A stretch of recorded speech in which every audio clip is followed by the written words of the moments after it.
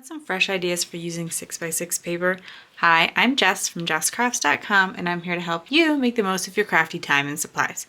So let's get making. Today I want to show you how to use 6x6 paper on 6x6 cards. It's a bigger surface, it's kind of just something different and fun to work with, and as always I'm going to be sharing a no scrap template, so how you can use one piece of 6x6 paper to make one 6x6 card without any scraps. Now actually I have two cards here because I'm going to pick two papers and I'm going to mix up my patterns because my pattern paper is single-sided. This is the Violet Studio Home for Christmas set pattern paper, and I'm also going to be using some dies and other accessories from the Violet Studio collection, and thank you to scrapbook.com for sending me this collection to play with.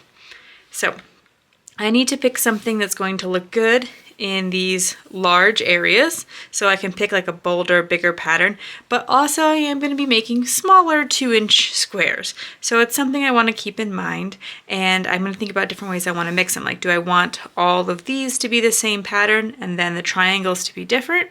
That's probably the most obvious thing to do. Also, this sketch does work well with directional pattern paper, so if your pattern paper has a clear top and bottom, that works totally fine with this sketch. That's a very common thing for pattern papers to have. I'm thinking maybe I want to pick something a little bit simpler for my embellishments to stand out, but then I do really like being able to use some of my more bold pattern papers. I'm going to be using dies that are rather simple. It's these tree dies here. So I think they actually will work on relatively busy pattern paper. So maybe this is the opportunity to use something more bold like this large sentiment paper here.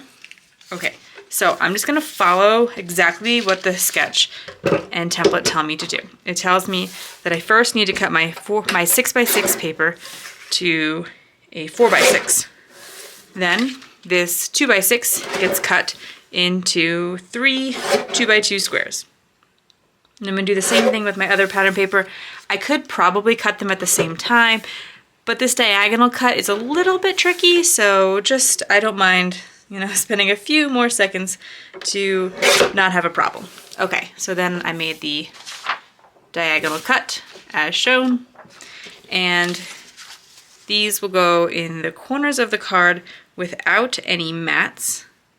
And then these 2x2 pieces will get mats, but I will mix up the patterns. So off screen, I lined up the triangle pieces. And I did that because it was just a little bit more fussy than some other lining up that you have to do, just because you really want it to be flush with both sides. And now I'm ready to add the squares. I did cut 2 1/4 inch squares to go with the 2-inch squares. I like my mats to be about 1/4 inch bigger. You can mix that up if you prefer. I look at the sketch. The sketch tells me that I want a square in the center and then 2 on the sides. And the square in the center is going to overlap the other 2. So I want to keep that in mind. And in fact, I've actually put a little scrap of cardstock that I created when I cut out my mats.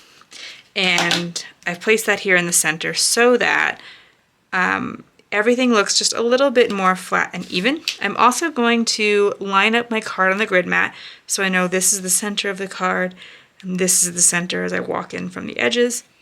And that helps me again to just make sure that things are a little bit more centered than straight eyeballing it might do.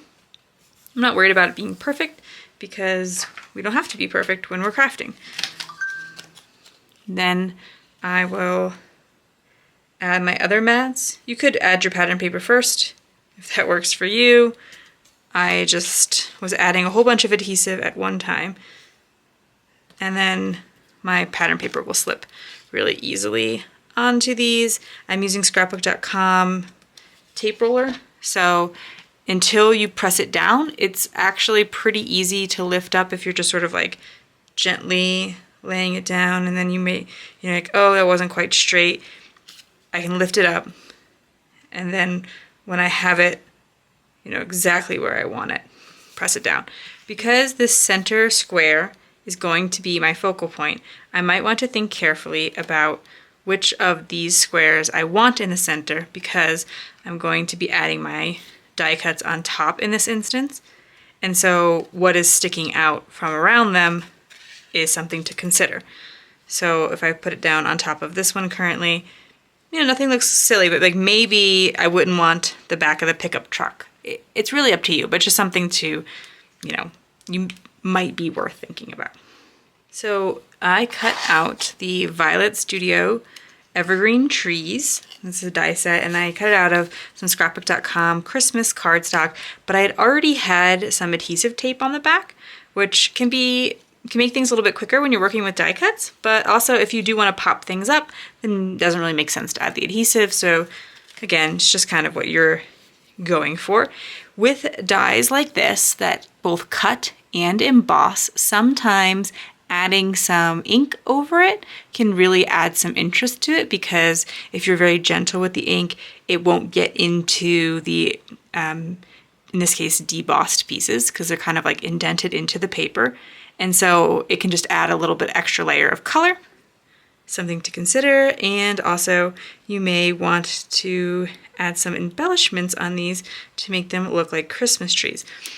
You can buy these dies separately, but scrapbook.com sent them to me as part of the die cutting kit from the Home for Christmas line, and it was embossing and die cutting kit. So it came with embossing folders and die cuts, and it also had these square cards and the adhesive gems. So if you're liking everything, you can get it all together as one package, but I have the gems to work with. This is sometimes the trouble for me. I always think, oh, this is a little bit faster than glue, but not always. So use your discretion, because sometimes I just cannot peel the adhesive backing off. In this case, I think it might be nice to add some gem embellishments, particularly I think the red ones, because the green won't really show up.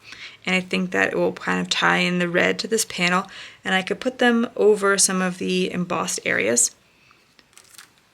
I don't always use gems because sometimes the organizations where I donate my cards to ask for you not to include something like that.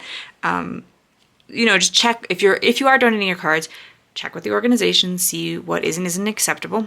They can sometimes, like when you're putting a whole bunch of cards together, accidentally stick to the card in front of them, things like that. So there's various reasons why they ask sometimes not for this particular kind of embellishment.